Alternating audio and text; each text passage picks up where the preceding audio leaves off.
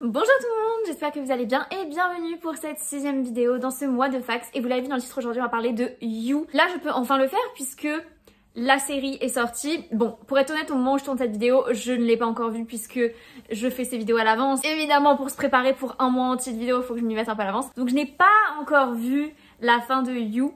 Donc ce que je ferai, c'est que je mettrai en commentaire mon avis sur la dernière saison. C'est pas pour ça que je peux pas faire la vidéo, donc let's go, en fait il y a plein de choses à dire. Donc déjà ce que je savais pas, c'est que la série elle est basée sur des livres, enfin sur une suite de livres. Donc il y a You, Hidden Bodies, You Love Me et For You and Only You. Et c'est des livres de Caroline Kepnes. Kepnes? I don't know. Beaucoup de gens, et moi inclus, pensaient que c'était une série Netflix à la base, sauf qu'en fait non. Quand la série elle a été pitchée à Showtime, sauf que Showtime, ils ont dit non, ils en veulent pas. Donc du coup, c'est allé chez Lifetime et ils ont rapidement décidé d'en faire une saison 2 dès qu'ils ont signé pour la saison 1. Sauf que quand ils ont vu les audiences, ils se sont retirés finalement, ils ont dit ah bah non, finalement, on veut pas faire de saison 2. Sauf que Netflix diffusait la série à l'étranger sur sa plateforme et donc Netflix il est venu, il a dit alors non, moi la série elle marche super bien sur ma plateforme, je vais la récupérer, je la rachète et je la diffuse. Et donc grâce à Netflix du coup on a pu avoir les autres saisons par la suite.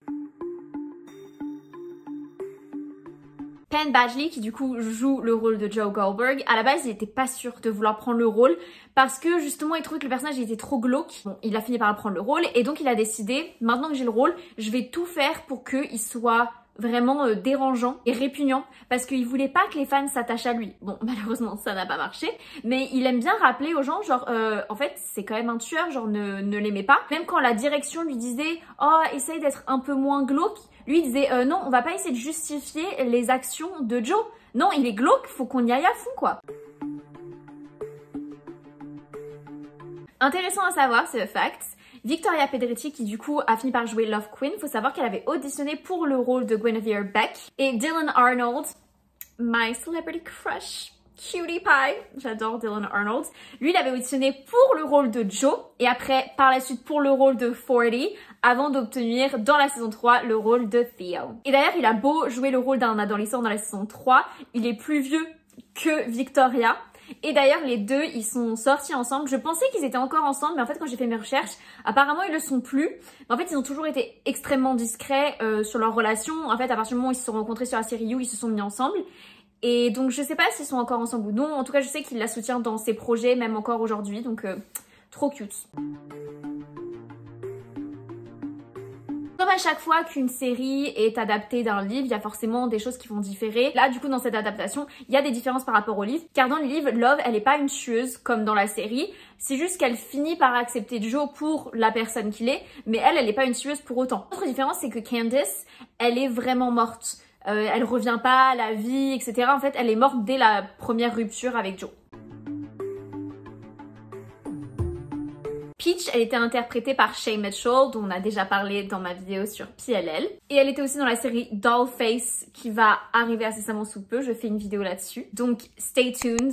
Suivez-moi et activez la petite cloche pour pas louper la vidéo quand elle sortira. Donc, la plupart des tenues de Peach dans la série, c'était en fait des tenues de Shay Mitchell.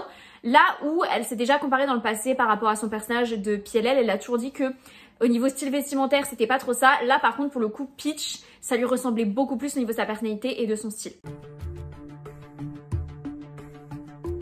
Tati Gabrielle qui du coup a joué le rôle de Marianne. Faut savoir qu'avant cette série, elle avait jamais fait de scène intime. Et pourtant, elle a été dans la série The 100, dans The Chilling Adventures of Sabrina. Mais elle a expliqué que Penn et le coordinateur d'intimité, ils étaient tous les deux super, ce qui fait qu'en fait, ça a rendu cette scène et ces scènes-là beaucoup plus chill. Et finalement, c'était juste une chorégraphie. Et ça, vraiment, c'est quelque chose qu'on a beaucoup entendu dans mes vidéos fax. C'est que les scènes intimes, c'est surtout comme une danse plus qu'autre chose. Parce que c'est vrai que quand j'étais plus jeune, je regardais des scènes comme ça, je me disais ouais, je pourrais jamais être acteur parce que putain, faire des scènes comme ça va être hyper gênant, tu sais avec tout le monde qui te regarde et tout, mais au final, en écoutant beaucoup les acteurs parler, ben en fait non, ça passe parce que c'est pas aussi intime que ce qu'on pense. Penn et Elizabeth Lail, qui d'ailleurs a joué dans la série Once Upon a Time, dont on a déjà parlé sur cette chaîne. Ils ont tous les deux dû suivre une formation de 8 heures avant de tourner la scène sur les rails du métro. Et moi je me suis dit, bon 8 heures en soi vous allez me dire c'est rien, mais je me suis dit c'est quand même 8 heures de perdu pour une si petite scène au final dans une série entière. Mais bon, c'était légalement ils étaient obligés. La boutique, librairie dans laquelle travaille Joe au début dans la saison 1, en fait c'est une boutique qui existe vraiment à Manhattan, sauf qu'elle s'appelle Logos Bookstore. Après je vous rassure, hein, il n'y a pas une cave avec une prison en verre. Hein. Un point clé de la série, c'est la narration de Joe qui explique du coup ses pensées. Et moi je me suis toujours demandé comment ça se passe quand ils font le acting, quand ils tournent, et que du coup il y a ces moments de silence, ça doit être trop bizarre, ils sont là en train de se regarder. On doit laisser le moment de pause parce que là Joe il est en train de réfléchir. Et ben en fait dans les faits, ces moments de pause, il y a quelqu'un qui lit le script des pensées de Joe. Et c'est la doublure corporelle de Penn en plus qui le fait, c'est Danny Waters. Qui du coup, il est là pendant le tournage, il est assis sur sa chaise et il lit le script des pensées de Joe, ce qui fait que les acteurs ils savent combien de temps ils doivent laisser la pause. Et Joe comme ça il peut faire des mimiques qui va avec ce qui est en train d'être dit.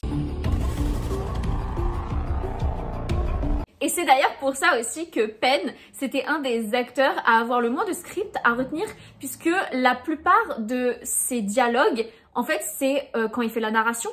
Donc lui, pour le coup, il n'a pas besoin de retenir, puisque quand il fait la narration, il lit le script et en face de lui. Donc finalement, c'est pas trop mal hein, comme taf. Hein. Beaucoup de gens ont déjà comparé la série You avec la série de Jeffrey Dahmer et il s'avère qu'elles ont des choses en commun ces deux séries puisque l'acteur Jack Fisher il joue la version jeune de Joe et son frère Nick Fisher il joue la version jeune de Jeffrey Dahmer. Souvent ça arrive quand des acteurs sont de plus en plus à l'aise dans une série et qu'on commence à leur faire confiance, ils dirigent certains épisodes.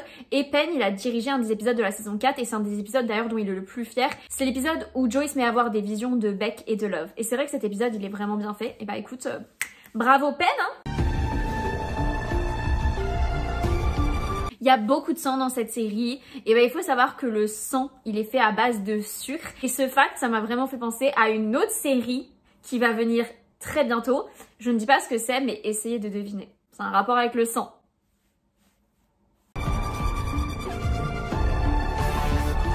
Et dans la dernière saison, que je n'ai pas encore vue, au moment où je fais cette vidéo, Joe il retourne à New York. Et du coup, petit fact trop drôle, c'est que le plateau de tournage sur lequel ils ont tourné à New York, c'est le même que celui de Gossip Girl. D'ailleurs, on a fait une vidéo sur Gossip Girl, donc n'hésitez pas à aller voir. Et le petit bonus est quelque chose que j'étais obligée de dire, c'est que la plupart du crew est féminine. Que ce soit les productrices, les écrivaines, la direction, tout ce qui est le casting, on est sur majoritairement des femmes. Slay!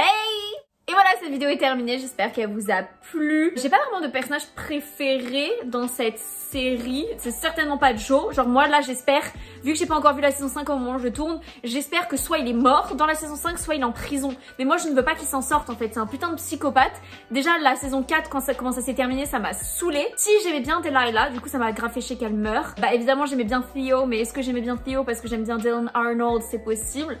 En vrai, j'aimais bien Love, même si des fois elle me saoulait parce qu'elle était trop folle. Mais ouais, il n'y a pas de personnage vraiment prédominant où je suis genre... Par contre, mes souhaits pour la saison 5, et du coup, bah, je commenterai si j'avais raison ou non, et je commenterai ce que j'ai pensé de la saison 5. Mais là, moi, mon souhait pour la saison 5, c'est que du coup, il y ait les anciens personnages qui reviennent, qui est Pablo, je crois, il s'appelait le petit de la saison 1, qui est Ellie de la saison 2, qui est Theo de la saison 3. Je me rappelle plus comment elle s'appelle dans la saison 4, celle qui a fini en prison, justement, la petite étudiante. Ça aussi, ça m'a saoulée, genre je l'aimais bien. Donc j'espère qu'en fait tout le monde va revenir pour le détruire et le mettre en prison ou le tuer en fait. Donc j'espère que je vais avoir raison. En tout cas, merci d'avoir regardé cette vidéo jusqu'au bout. Encore une fois, je vous invite à aimer cette vidéo, à me suivre, à activer la petite cloche. Et du coup, moi je vous dis à demain pour une nouvelle vidéo fax. Bye!